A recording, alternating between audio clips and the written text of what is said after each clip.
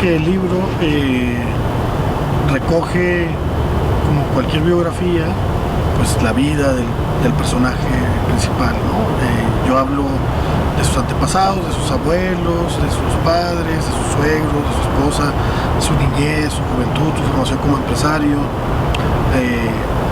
Y digamos que hay este recorrido de vida del personaje, pero lo que siempre me interesa a mí de todo ese recorrido de vida es la perspectiva política, el contexto político.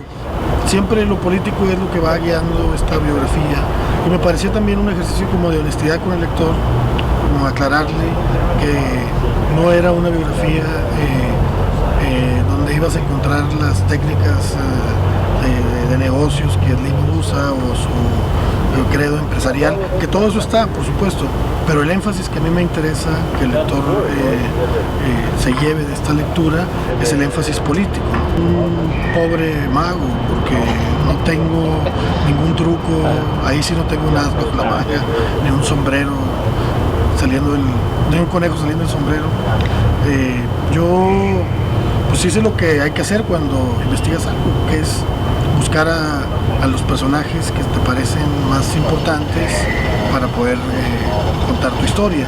Entonces yo toqué muchas puertas, debo decir que la mayoría me las cerraron, o sea, sí tuve entrevistas con Slim, con Bernardo Gómez, con Rogozinski, con personajes normalmente inaccesibles, pero hubo 400 personajes inaccesibles que también me dijeron que no. Te hablo de Bill Gates, de Warren Buffett, de Peña Nieto, lo busqué también, por supuesto, para este libro. O sea, y quizá el truco es la paciencia, ¿no? Y la determinación, como de yo en estos 8 años, aunque hubo momentos de flaqueza, de cansancio, y siempre ya son demasiados, no, ¿qué me están diciendo? ¿Qué voy a hacer? Y si se deprime uno, cae la moral. Pero el truco más bien es aguantar, ¿no? Y seguir tocando puertas. Finalmente la entrevista con Slim fue una forma de la más ordinaria del mundo.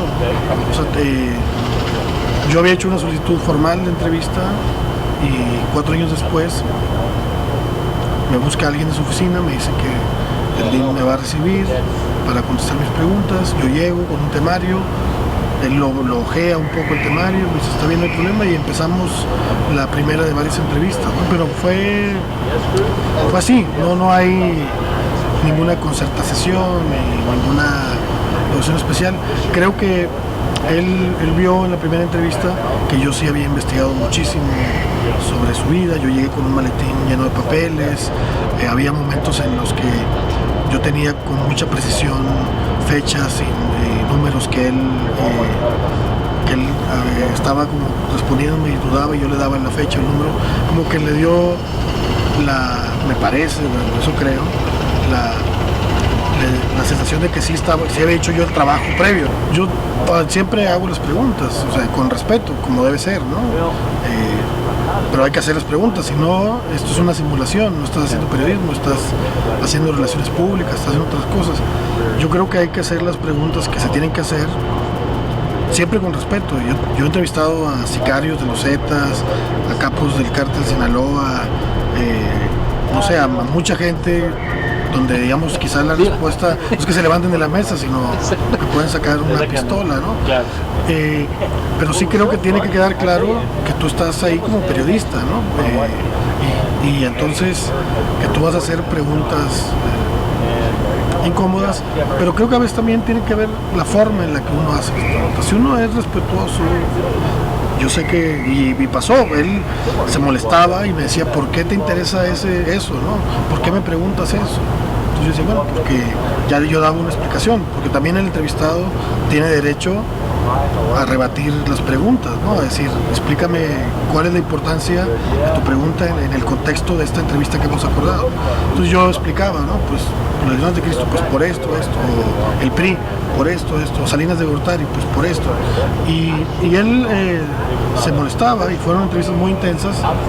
Sin embargo, debo de reconocer que me parece muy respetable que él se haya mantenido, ¿no? Y que haya pues aguantado pues estar hablando y siendo cuestionado por un periodista que no tenía él, digamos, a modo, ¿no?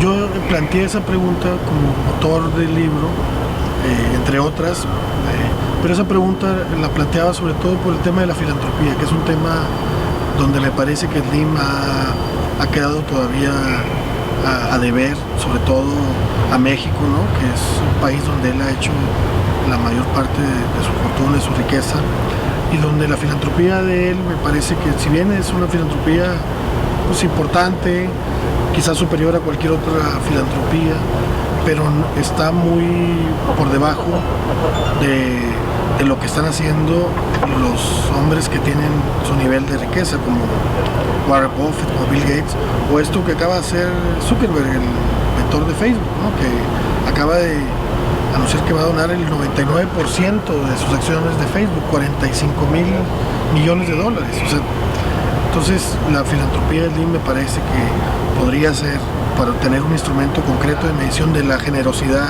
de la bondad de una persona, pues una filantropía sale muy rezagado todavía. Yo diría que su filantropía es bastante tacaña, ¿no?